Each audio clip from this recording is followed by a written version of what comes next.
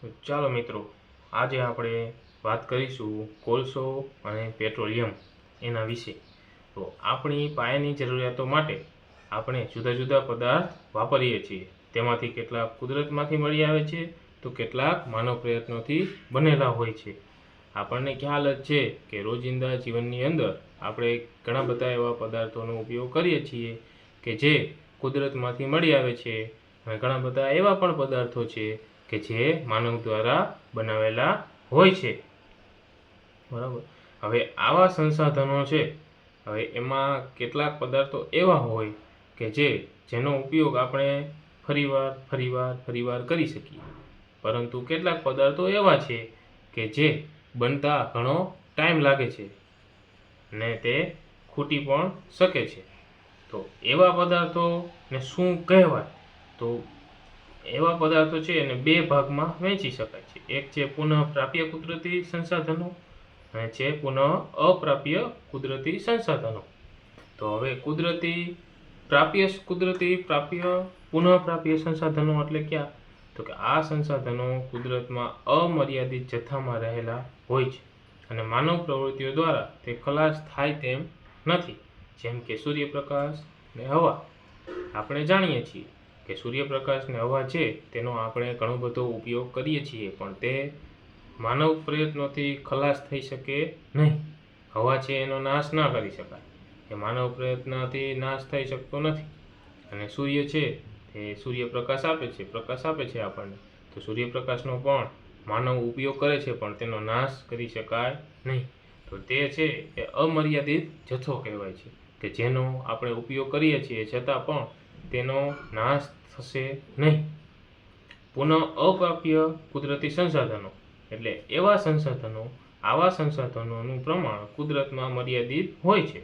તેઓ માનવ પ્રવૃત્તિ દ્વારા ખલાસ થઈ શકે તેમ છે. આવા સંસાધનોના ઉદાહરણ જેવા કે જંગલો, વન્યજીવો, ખનિજો, કોલસો, પેટ્રોલિયમ, કુદરતી વાયુ વગેરે. હવે એવા સંસાધનો અથવા તો એવા પદાર્થો કે જેનો ઉપયોગ માનવ કરે છે અને તે ખૂટી પણ શકે છે. એવા ક્યાં? તો કે જંગલોનો આપણે નાશ કરીએ છીએ, ઝાડવા કપાય છે તો તેનો આપણે નાશ કરતા જઈએ છીએ. જો આમને આમ ચાલ્યા રાખે તો જંગલો એક દિવસ એવો આવે કે જંગલો ખતમ થઈ જાય, જ્યાં વૃક્ષો છે એ ખતમ થઈ જાય. વન્યજીવો છે, આપણે ઘણા બધા પ્રાણીઓ નાના હતા ત્યારે ઘણા બધા પક્ષીઓ આપણે એવા જોતા, જેમ કે ચકલી છે. તો ચકલી અત્યારે ઓછી જોવા મળે છે પણ ઓછી જોવા મળે છે. જેમ કે કાબર છે પહેલાંના જમાનામાં ઘણી બધી હતી. આજથી 20 વર્ષ પહેલાં ઘણી બધી કાબર હતી, આજે નથી જોવા જડતી. કાગડા છે તો કાગડા છે એ આજથી 20 વર્ષ પહેલાં ઘણા બધા હતા, અત્યારે નથી જોવા જડતા. હવે એ આખી સાયકલ છે કે વન્યજીવો એકબીજા ઉપર આધાર રાખે છે. હવે છે ખનિજો, કોલસો, પેટ્રોલિયમ. કોલસો છે જમીનની અંદરથી મળે છે, પેટ્રોલિયમ છે કુદરતી વાયુ છે, બધું ખનિજો છે જમીનની અંદરથી મળે છે. પણ તે એક એવો સમય હતો કે જ્યારે તે પદાર્થમાં હતા, અને અત્યારે એવો સમય છે કે તે કોલસામાં ફેરવાઈ ગયા છે, પેટ્રોલિયમમાં ફેરવાઈ ગયા છે. તો એને બનતા ઘણો બધો સમય લાગે છે. તો આજે આપણે કોલસા અને પેટ્રોલિયમ વિશે વાત કરીએ છીએ. તો કોલસો અને પેટ્રોલિયમ એવી વસ્તુ છે કે જે બનતા ઘણો બધો સમય લાગે છે, વર્ષોના વર્ષો વીતી જાય છે પછી તે બને છે. આપણે તેનો ઉપયોગ બહોળા પ્રમાણમાં કરીએ છીએ. જે રીતે બનવાની ક્ષમતા છે એનાથી વધારે ક્ષમતામાં આપણે તેનો ઉપયોગ કરીએ છીએ. તો એક સમય એવો પણ આવશે કે તે આપણને મળતો બંધ થઈ જશે. તો હવે તમે અનુમાન કરો કે કોઈ પણ એક પાત્ર છે એની ખાદ્ય સામગ્રી પુનઃ અપ્રાપ્ય સંસાધનો જેવા કે કોલસો, પેટ્રોલિયમ અને કુદરતી વાયુનો સંપૂર્ણ પ્રાપ્ય જથ્થો દર્શાવે. દરેક જૂથની વપરાશની પદ્ધતિઓ જુદી જુદી હોઈ શકે. જેમ કે આપણા વડવાઓ હતા, આપણા બાપ દાદા હતા, આપણા પપ્પાના પપ્પા છે કે આપણા દાદા છે, એના દાદા છે, તો ત્યારે કેટલા માણસો એવા હતા કે જેમની પાસે વાહન હતા, તે આ કોલસાનો ઉપયોગ કરતા કે પેટ્રોલનો ઉપયોગ કરતા, કઈ વસ્તુનો વધારે ઉપયોગ કરતા.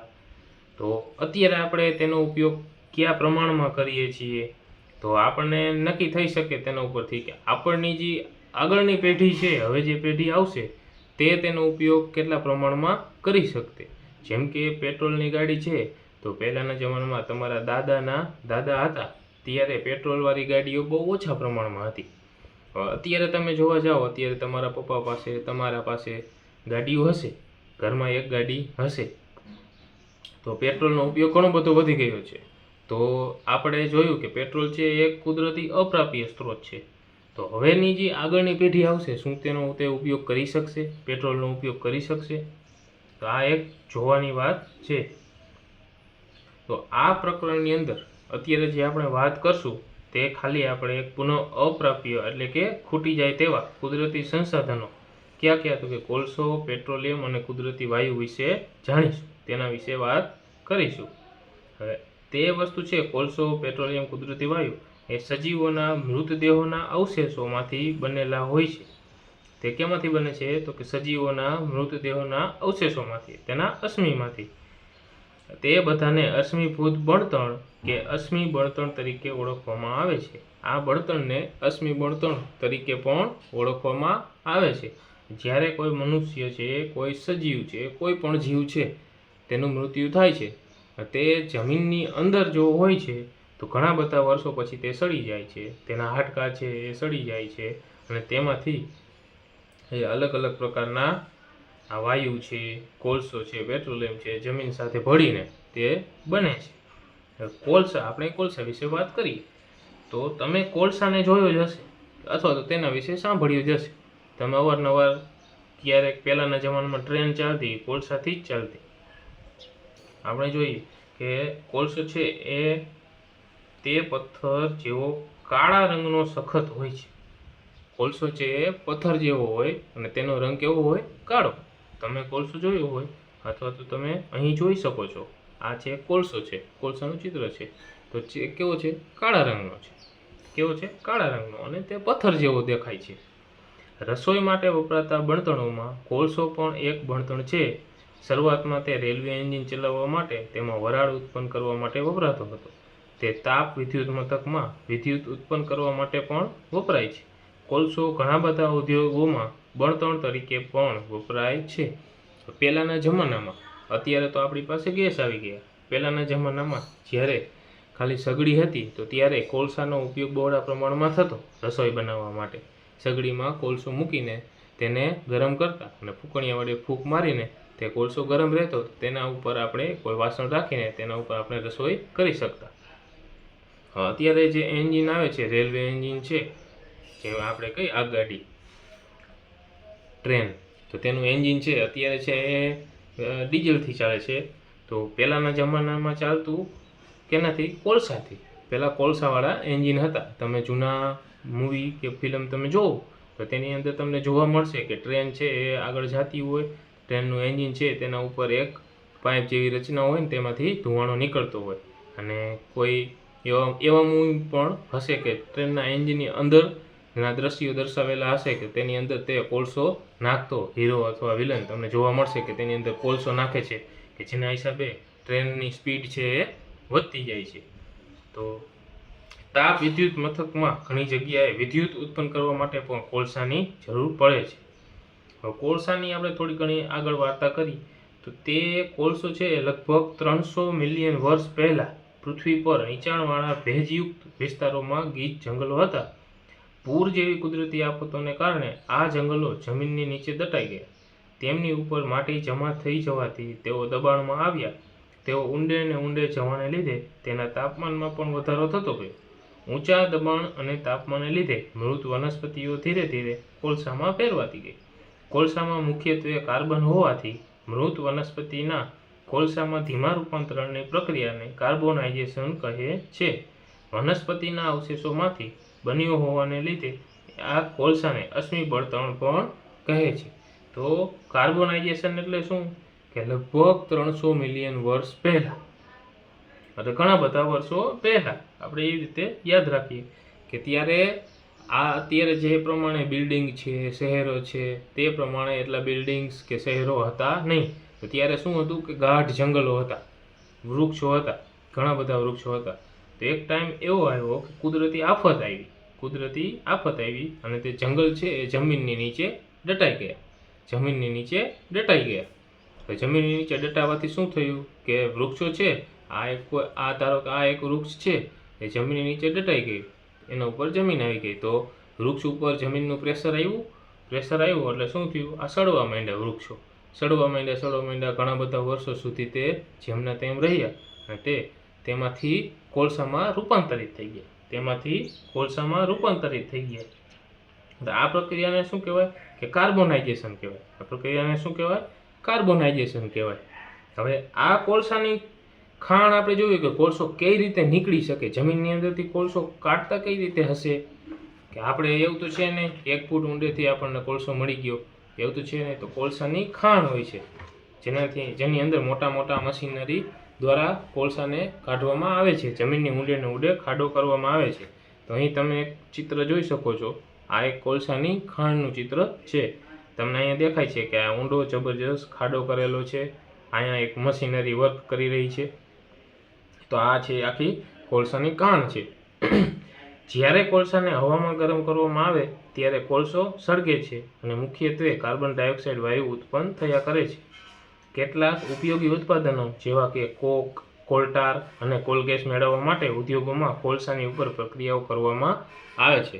હવે આપણે અહીં કોલસાની ખાણ જોઈએ તો કોલસાની ખાણમાંથી કોલસો કાઢવામાં આવે છે, પરંતુ કોલસાને જ્યારે ગરમ કરવામાં આવે, જ્યારે તેને આગ લગાડવામાં આવે કોલસો સળગે ત્યારે તે કાર્બન ડાયોક્સાઇડ વાયુ ઉત્પન્ન કરે છે. એટલા માટે કોલસો એક હાનિકારક પદાર્થ પણ કહી શકાય કે તે જ્યારે સળગે છે ત્યારે વાતાવરણની અંદર કાર્બન ડાયોક્સાઇડ વાયુ ફેંકે છે, કાર્બન ડાયોક્સાઇડ વાયુ ઉત્પન્ન કરે છે. કોલસો છે, કોલસાના ઘણા બધા ઉપયોગ છે. કોલસાની અંદરથી પણ તેના ઉપર પ્રક્રિયા કરીને કોક, કોલટાર, કોલગેસ જેવી વસ્તુઓ મેળવવામાં આવે છે. તો કે કોક એટલે શું, તો કે કોક છે એ એક સખત, છિદ્રાળુ અને કાળા રંગનો પદાર્થ છે.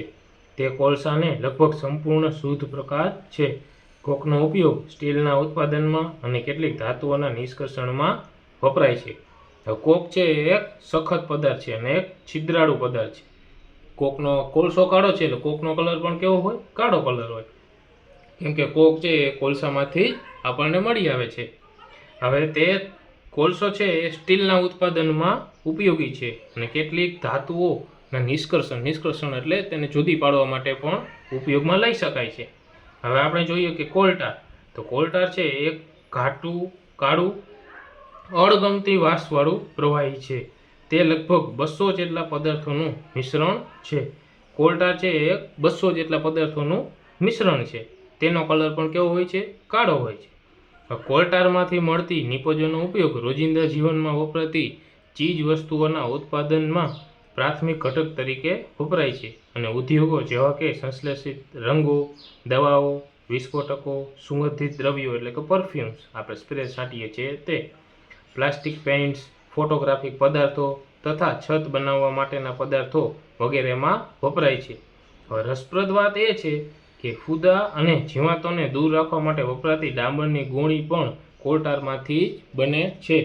ક્યારેક શું છે કે જીવજંતુ છે તેને આપણે દૂર રાખવો હોય તો આપણે ડામરની ગોળી લઈએ, તો ડામરની ગોળી છે એ કાળા રંગની નાની ગોળી હોય છે, દવાની ગોળી હોય એવડી ગોળી હોય છે, તો એ પણ કોલટારમાંથી જ બને છે, તે પણ કોલટારમાંથી બને છે. આજકાલ કોલટારને બદલે પેટ્રોલિયમની જ એક પેદાશ બિટુમિનનો ઉપયોગ રોડ બનાવવા માટે થાય છે. પહેલાં આપણે રોડ બનાવવા માટે કોલટારનો ઉપયોગ કરતા, પરંતુ હવે પેટ્રોલિયમની જ એક પેદાશ એવી છે બિટુમિન કે જેનો રોડ બનાવવા માટે ઉપયોગ થાય છે. હવે આપણે જોઈએ કોલગેસ, તો કોલસામાંથી કોક બનાવવાની પ્રક્રિયા દરમિયાન કોલગેસ મેળવવામાં આવે છે. કોલસામાંથી કોક બનાવવાની પ્રક્રિયા દરમિયાન કોલગેસ મેળવવામાં આવે છે. કોલગેસ છે એ કોલસા ઉપર જે ઉદ્યોગો પ્રક્રિયા કરતા હોય ને તેના કારખાનામાં જ તેનો બળતણ તરીકે ઉપયોગ થાય છે. સૌથી પહેલી વખત 1810ની સાલમાં લંડનમાં તથા 1820ની આસપાસ ન્યૂયોર્કમાં રસ્તા પરની લાઇટ માટે કોલ ગેસનો ઉપયોગ થતો હતો. આજકાલ તેને પ્રકાશના સ્ત્રોત તરીકે વાપરવા કરતાં ઉષ્માના સ્ત્રોત તરીકે વાપરવામાં આવે છે. 1810 થી 20ની સાલની આજુબાજુમાં લંડનની અંદર સ્ટ્રીટ લાઇટ એટલે કે રસ્તા ઉપર જે લાઇટો જોવા મળે છે તેની જ્યોત પ્રગટ કરવા માટે કોલસાનો ઉપયોગ થતો. અત્યારે આપણે હવે વિદ્યુત આવી ગઈ એટલે કે લાઇટ આવી ગઈ. આપણે જેમ સ્વિચ દબાવીએ છીએ તરત તેમાંથી ઇલેક્ટ્રોન પસાર થઈને આપણને લાઇટ જોવા મળે છે. તો પહેલાંના જમાનામાં કેવું હતું 1810ની 20ની સાલની આસપાસ લંડનમાં કે રસ્તા ઉપર જે લાઇટો હતી તે સળગાવવા માટે, તેમાંથી લાઇટ મેળવવા માટે, પ્રકાશ મેળવવા માટે કોલસાનો ઉપયોગ કરતા, કોલગેસનો ઉપયોગ કરતા. હવે પેટ્રોલિયમ છે આપણે જોઈએ કે તમે જાણો છો કે બળતણ તરીકે પેટ્રોલ હળવા વાહનો જેવા કે મોટરસાયકલ, સ્કૂટર અને કારમાં વપરાય છે. ભારે વાહનો જેવા કે ટ્રક અને ટ્રેક્ટર એ ડીઝલથી ચાલે છે. પેટ્રોલ અને ડીઝલને પેટ્રોલિયમ જેવા કુદરતી સંસાધનમાંથી મેળવવામાં આવે છે. હવે તમને ખબર જ છે કે તમારી ઘરે ટ્રેક્ટર હશે, મોટર કાર હશે, મોટરસાયકલ હશે, તેને ચલાવવા માટે આપણે શેનો ઉપયોગ કરીએ છીએ કે પેટ્રોલનો ઉપયોગ કરીએ છીએ. ટ્રેક્ટર ચલાવવા માટે આપણે ડીઝલનો ઉપયોગ કરીએ છીએ. આપણે પાણી પાવાનું જે મોટર આવે છે તેમાં આપણે તેને ચલાવવા માટે આપણે ડીઝલનો ઉપયોગ કરીએ છીએ. તો આ બધું એક કુદરતી સંસાધનમાંથી આપણને મળે છે. પેટ્રોલિયમ બને કેવી રીતે એ તમને ખબર છે? તો ચાલો આપણે એ જોઈએ કે પેટ્રોલિયમ બનતું કઈ રીતે હશે. તો સમુદ્રમાં રહેતા સજીવો દ્વારા પેટ્રોલિયમ બન્યું હતું. પહેલાં બનેલું હતું, તાત્કાલિક પેટ્રોલિયમ બનતું નથી. તો સમુદ્રમાં રહેતા સજીવો દ્વારા પેટ્રોલિયમ બન્યું હતું. આ જીવો મૃત્યુ પામતા તેમના મૃતદેહો સમુદ્રના તળિયે બેસે છે અને રેતી તથા માટીના સ્તરોથી ઢંકાતા જાય છે. લાખો વર્ષ પછી હવાની ગેરહાજરીમાં તથા ઉચ્ચ તાપમાન અને દબાણને લીધે મૃત જીવો પેટ્રોલિયમ અને કુદરતી વાયુમાં ફેરવાયા. હવે તમને એક આકૃતિ જોઈ શકતા હશો કે કઈ રીતે પેટ્રોલ બને છે, કઈ રીતે તેના સ્તર હોય છે. આ એક સમુદ્ર છે. સમુદ્રની નીચે જે સજીવો હતા તે ઘણા બધા સજીવો હતા ને ઘણા બધા મરી ગયા પહેલાંના લાખો વર્ષ પહેલાં. સજીવો જ્યારે મૃત્યુ પામ્યા ત્યારે તે અંદરને અંદર ખડકની નીચે દબાઈ ગયા. તો અંદર છેલ્લે શું છે? ખડક છે. તેના ઉપર શું છે? રિઝર્વ એટલે કે ભંડાર છે. રિઝર્વ ઓઇલ છે, તેનો આખો ભંડાર રહેલો છે. તેની ઉપર શું છે? પાણી છે. હવે તમને ખબર છે તેલ છે એ પાણી ઉપર તરશે. તેલ છે એ પાણી ઉપર તરશે. તો પાણી ઉપર શું છે? તેલ છે. એના ઉપર શું છે? વાયુ છે. તે ખડક દ્વારા ઢંકાયેલા છે. ખડક દ્વારા ઢંકાયેલા છે. તો આ રીતે કૂવો બનાવવામાં આવે છે. અહીંયા તમે આ જોઈ શકો છો, આ બે લાઈન છે તે એક કૂવો દર્શાવે છે. તે કૂવા દ્વારા, આ લાઈન દ્વારા તેમાંથી અહીંયાથી વાયુને અલગ કરી શકાય છે, અહીંયાથી તેલને અલગ કરી શકાય છે. તો તેમાં અલગ અલગ ઊંડાઈથી અલગ અલગ વસ્તુ આપણને મળી આવે છે. હવે આકૃતિ આ જોઈ કે તે એક પેટ્રોલિયમ અને કુદરતી વાયુનો જમા થયેલો જથ્થો દર્શાવે છે. તમે જોઈ શકો છો કે પેટ્રોલિયમ અને કુદરતી વાયુ ધરાવતું સ્તર પાણીના ઉપરના ભાગે છે. હવે આવું કેમ છે? આપણે જોયું કે તમને ખબર જ છે કે ભાઈ તેલ એ વાયુ એ પાણી કરતાં હલકા છે અને તેની સાથે મિશ્ર થતા નથી. આપણે ઘણી વખત જોયું હોય કે પાણી અને તેલ છે, આપણી ઘરે જોયું હોય કે તેલનું ટીપું પાણી ઉપર પડે તો તેના ઉપર તરે છે, તે મિશ્ર થતું નથી. તો દુનિયાનો સૌ પ્રથમ તેલનો કૂવો 1859ની સાલની અંદર અમેરિકાના પેન્સિલ્વેનિયામાં ખોદવામાં આવ્યો હતો. અમેરિકાની અંદર પેન્સિલ્વેનિયા નામનું સિટી છે, તેમાં ખોદવામાં આવ્યો હતો. તેના 8 વર્ષ બાદ 1867માં અસમ એટલે ભારતની અંદર અસમમાં માકુમ સિટી છે, માકુમમાં પણ તેલ કાઢવામાં આવ્યું. ભારતમાં અસમ, ગુજરાત, બોમ્બે હાઈ અને ગોદાવરી તથા કૃષ્ણા નદીના તટ પ્રદેશમાંથી તેલ મળી આવે છે. ભારતમાં કઈ કઈ જગ્યાએથી તેલ મળી આવે છે? તો કે અસમ, ગુજરાત, બોમ્બે હાઈ, ગોદાવરી તથા કૃષ્ણા નદીના તટ પ્રદેશમાંથી તેલ મળી આવે છે. હવે આપણે જોઈએ પેટ્રોલિયમનું શુદ્ધિકરણ કઈ રીતે થાય છે. આપણને ખબર છે કે પેટ્રોલિયમ છે એ ઘેરું તૈલી પ્રવાહી છે. ઘેરું એટલે ઘાટું, ઘટ તૈલી પ્રવાહી છે. પેટ્રોલિયમ છે એ એક અણગમતી વાસ ધરાવે છે. તેના ઘણા બધા ઘટકો જેવા કે પેટ્રોલિયમ વાયુ, પેટ્રોલ, ડીઝલ, ઊંજણ તેલ તથા મીણ વગેરેનું મિશ્રણ છે. પેટ્રોલિયમ છે કેનું મિશ્રણ છે? તો કે પેટ્રોલિયમ વાયુ, પેટ્રોલ, ડીઝલ, ઊંજણ તેલ તમે ઘરે જે સીવવાનો સંચો હોય છે, સિલાઈ મશીન છે, તેની અંદર એક પ્રકારનું તેલ નાખવામાં આવે છે, તેને શું કહેવાય? ઊંજણ તેલ તથા મીણ વગેરેનું મિશ્રણ છે. પેટ્રોલિયમના વિવિધ ઘટકોને અથવા તો ભાગોને અલગ કરવાની પ્રક્રિયાને શુદ્ધિકરણ કહેવાય છે. અહીંયા તમને જે પેટ્રોલિયમની રિફાઇનરી, તે પેટ્રોલિયમની રિફાઇનરીમાં કરવામાં આવે છે. અહીં ચિત્ર છે એ પેટ્રોલિયમની રિફાઇનરીનું છે. આ પ્રકારે તેની એક કોલમ ઊભી હોય છે. અહીંયા તમને જે આ લાઈન દેખાય છે તે એક પ્રકારની કોલમ છે.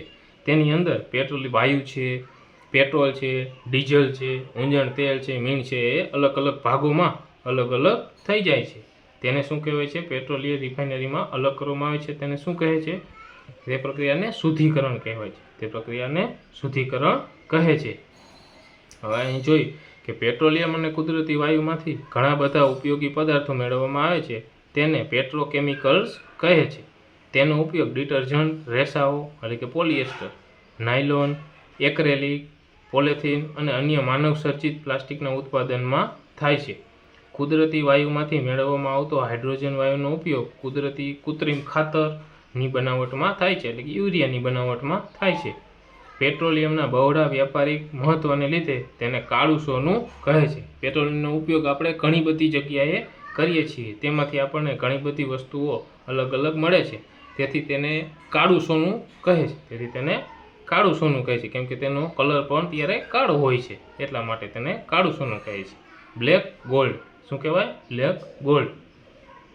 કુદરતી વાયુ એટલે કે નેચરલ ગેસ, તે જોઈએ તો કુદરતી વાયુ ખૂબ જ અગત્યનું અશ્મિ બળતણ છે, કારણ કે તેને પાઇપલાઇન દ્વારા વહન કરવો સરળ છે.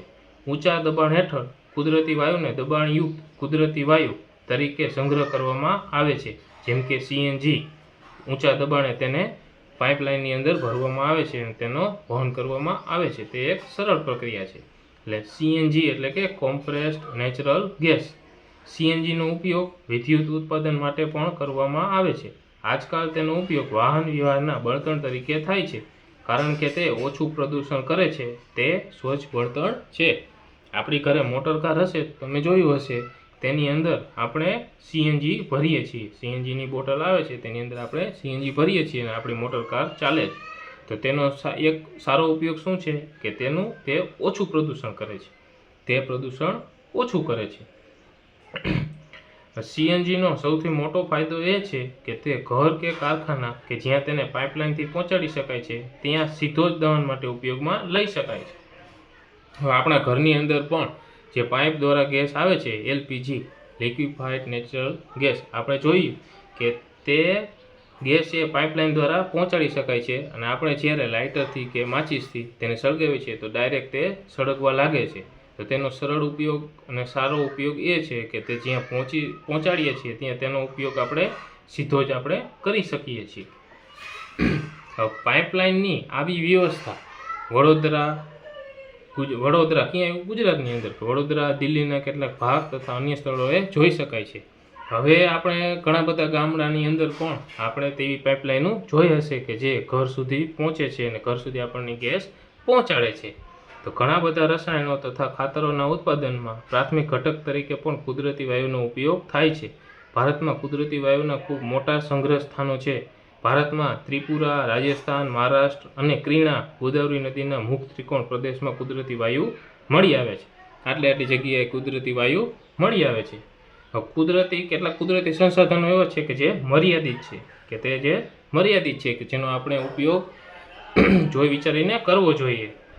તો આ પ્રકરણની શરૂઆતમાં જ તમે ભણ્યા કે કેટલાક કુદરતી સંસાધનો પુનઃ અપ્રાપ્ય છે, એટલે કે ખૂટી જાય છે. એક વખત ખૂટી જાય તેનો આપણે બીજી વખત ઉપયોગ કરી શકવાના નથી. તો તે છે અશ્મિ બળતણ, જંગલ, ખનિજો, આ ઘણી બધી વસ્તુઓ છે. તમે જાણો છો કે કોલસો અને પેટ્રોલિયમ અશ્મિ બળતણ છે. કોલસો અને પેટ્રોલિયમ અશ્મિ બળતણ છે.